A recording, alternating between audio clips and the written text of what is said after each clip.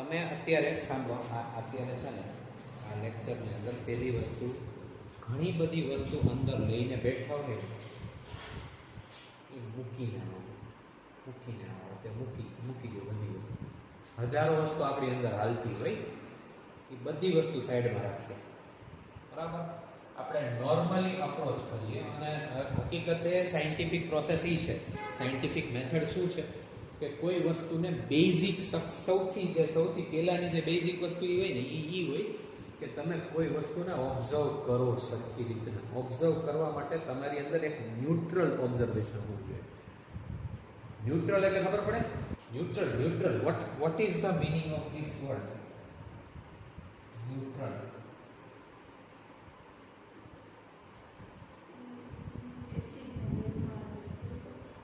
અચ્છા, એસિડ ને બેઝ વાળું ન્યુટ્રલ.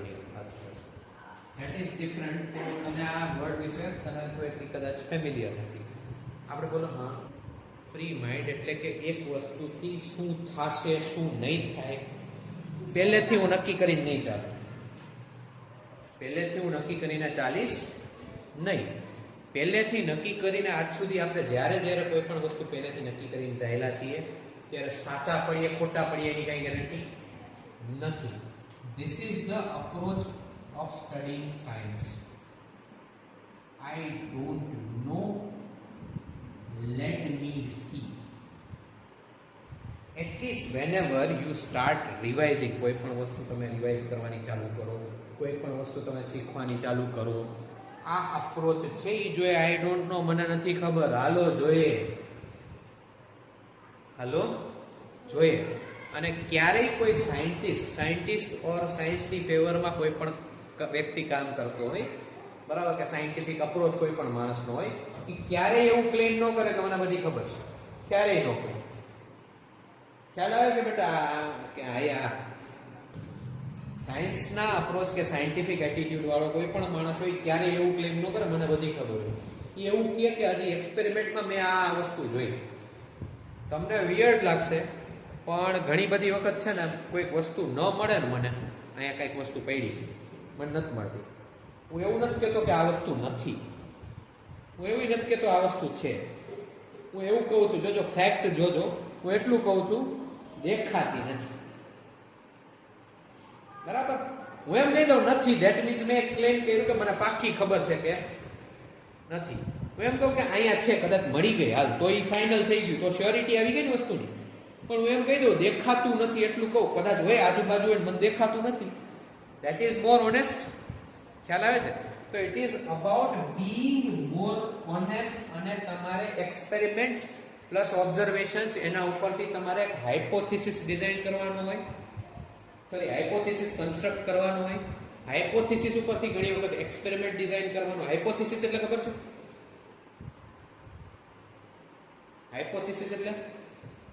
હાઇપોથિસિસ એટલે કોઈ વસ્તુ શું કામ કરે છે, કેમ કામ કરે છે, એની પાછળનું એક્સપ્લેનેશન, એને શું કહેવાય? હાઇપોથિસિસ કહેવાય. આ ખ્યાલ આવે છે? પાક્કું સમજાય છે સરખું ભાઈ? રાઈટ, એને શું કહેવાય? હાઇપોથિસિસ કહેવાય, બરાબર. જેમ કે હું તને કહું કે મને આ વસ્તુ શું કામ દેખાય છે, આ વસ્તુ મને દેખાય છે, આ વસ્તુ દેખાય છે, આ વસ્તુ દેખાય છે, શું કામ દેખાય છે, રાઈટ.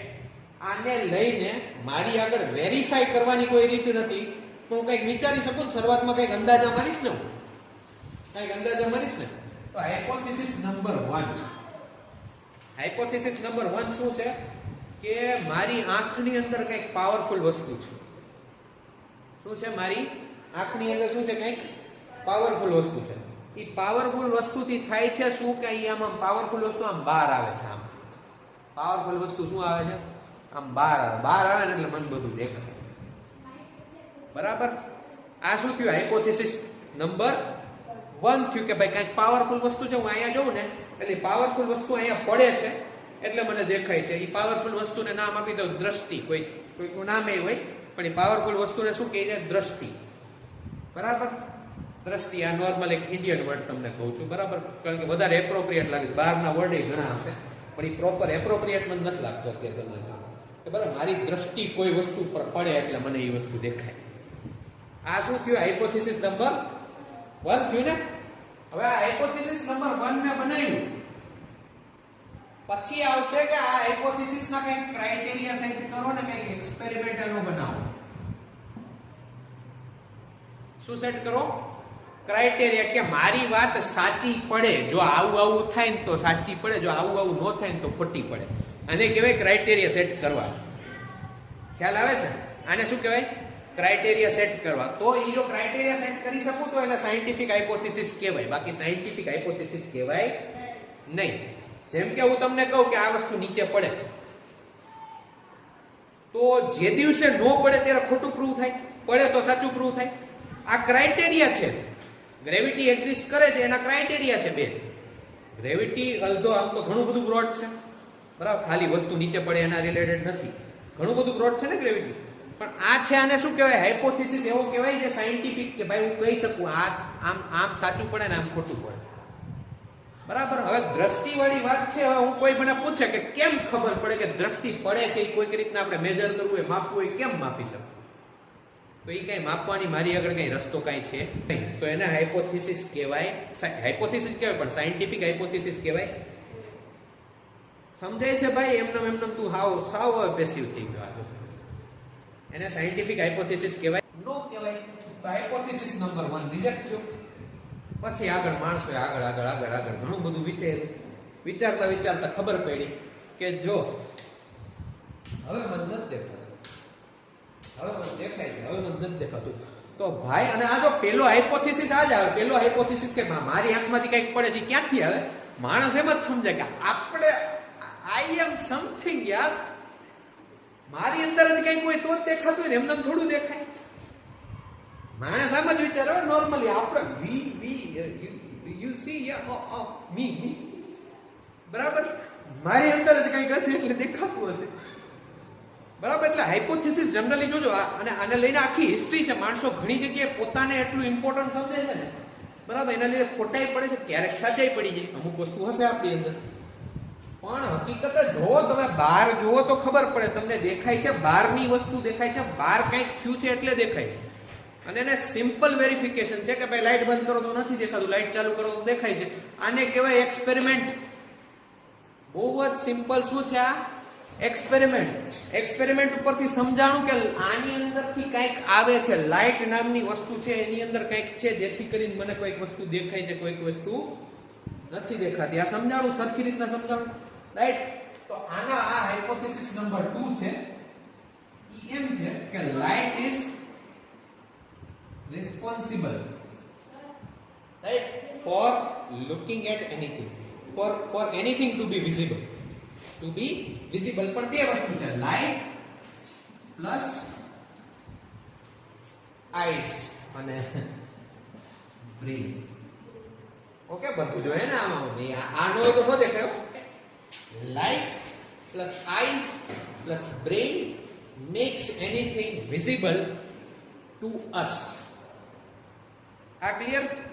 આ વસ્તુ વેરીફાઈ કરી શકો, બરાબર. વેરીફાઈ કરી, લાઈટ બંધ છે, નથી દેખાતું. જો કોકની આંખ ફોડી નાખો, દેખાય તને કઈ? આંખે પાટો બાંધી લો, ફોડી નો નાખો, પણ આંખે પાટો બાંધી લો, દેખાય? ન દેખાય. મગજ કાઢીને ચેક કરવાનો કોઈ દી એક્સપેરિમેન્ટ, હવે હજી બરાબર હાલતું હશે, હવે ખબર નહીં. મગજ કાઢીને તો હું છું કે નથી કે શું છે, જે જોવા વાળો છે એ છે કે નથી એની કઈ ખબર નથી.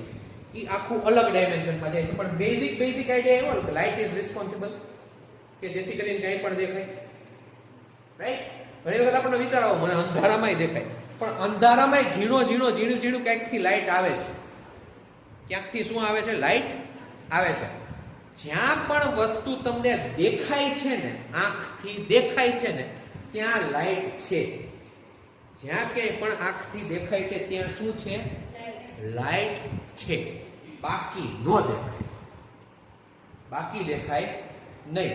એ લાઇટનો સોર્સ તમને મળે કે ન મળે, પણ લાઇટ ક્યાંકથી ફરીને કે કોઈ પણ રીતના લાઇટ આવે છે.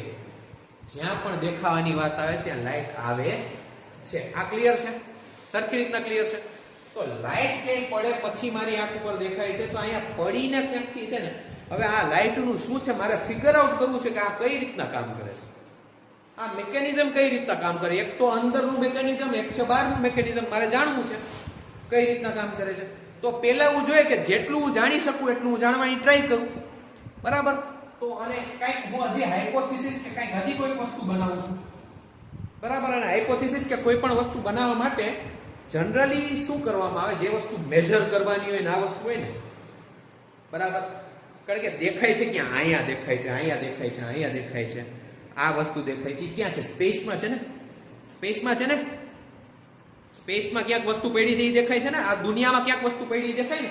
આ દુનિયાની અને સ્પેસની વસ્તુ રિલેટેડ કોઈ માણસે નોલેજ બનાવ્યું હોય, થિયરી બનાવી હોય, એવો માણસને શું કહેવાય? સાયન્ટિસ્ટ કહેવાય. પણ એવા માણસને હજી વધી સ્પેસિફિકલી મેથેમેટિશિયન કહેવાય. કે ક્યાંક કોઈ પોઈન્ટ છે, ક્યાંક કોઈક લાઈન છે, ક્યાંક કોઈક રે છે, બરાબર. હું અહીંયા તમને કહું કે આ પોઈન્ટ A છે, આ પોઈન્ટ B છે, બહુ સ્પેસિફિક થયું. પોઈન્ટ A સામે જોવો એટલે તમે આની સામે જ જોવો છો, પોઈન્ટ B સામે જોવો એને આની સામે જ જોવો છો. મેથેમેટિક્સ શું છે? એક લેંગ્વેજ છે, આખી એક એવી લેંગ્વેજ છે ફિઝિસિસ્ટ માટે સમજવા માટે, બરાબર. મારે એમ કેવું કે માં જો ઓલું તને દેખાય છે, એના કરતા હું એમ કહું કે એ પોઈન્ટ ઉપર કોઈ વસ્તુ રાખી છે, બી પોઈન્ટ ઉપર કોઈ ઓબ્ઝર્વર છે એને દેખાય. ખ્યાલ આવે છે ભાઈ? ખ્યાલ આવે? સમજાય છે? બરાબર. અહીંયા જોજે, અહીંયા જોજે, ખ્યાલ આવે છે? એ પોઈન્ટ ઉપર કોઈ વસ્તુ પડી છે તો બી પોઈન્ટ ઉપર દેખાય કે ન દેખાય, બહુ સ્પેસિફિક થઈ ગયું કે ન થઈ ગયું, રાઈટ? તો આ મેથ્સની લેંગ્વેજ ઉપરથી હજી કંઈક હાઇપોથિસિસ બનાવો અને એની અંદર માણસોએ વિચાર્યું કે જોજે કે અહીંયા કોઈ એક લેમ્પ છે, બરાબર, અહીંયા કોઈ પણ એક કેન્ડલ છે, લેટ્સ સે, જેવી ડ્રો થઈ, બરાબર. લલ્લુ એક્સપેરિમેન્ટ, હાવ લલ્લુ એક્સપેરિમેન્ટ. અહીંથી તમે પાઇપ છે ને આમ રાખો, અહીંયા કોઈ જોવા વાળો છે એની આંખ રાખી દીધી, બરાબર. તો અહીંથી આને દેખાશે, પછી એને પૂછો કે હાલો તમારે પાઇપમાં આડો કરું, દેખાય છે અહીં કેન્ડલ દેખાય તમને? તો નથી દેખાતું. હાલે પાઇપ ખાલી આડો કર્યું, મને દેખાડું નહીં. કેવું ગજબ, રાઈટ? પછી એને કીધું હાલો પાઇપ આડો નથી કરતા, કંઈક આવું કરીએ છીએ, આમ કરી આવું, આમ, બરાબર, આમ. હવે દેખાય છે? તો કે હજી નથી દેખાતું, નથી દેખાતું, તું ચેક કરી લેજે, બરાબર. તો અહીંથી ખબર પડી કે લાઈટ જે આવે છે ને અહીંથી, બરાબર, લાઈટ આપણે સમજીએ છીએ નહીં, પણ જે વસ્તુ દેખાય છે લાઈટ ક્યારેય જોઈ ન શકાય. હું તમને અત્યાર પૂરતું માની લો કે લાઈટ જોઈ શકાય નહીં. લાઈટના લીધે બધું દેખાય છે, લાઈટ આપણે જોઈ શકીએ નહીં. મને આ વસ્તુ દેખાય છે, પણ આ વસ્તુ પરથી લાઈટના રે આવીને આમ જાય, લાઈટના રે મને ક્યાંય નથી દેખાતા. દેખાય છે? લાઈટના રે દેખાય છે? આમ આવતા હોય એવા, અહીંથી આમાં આમ થઈને આમાં એવું કઈ દેખાય છે? અહીંયા દેખાય, રાઈટ? તો ખબર પડી કે આપણે લાઈટ છે ને એ સીધી ડિરેક્શનમાં આમ જાય, બરાબર. ઓકે, સીધી ડિરેક્શન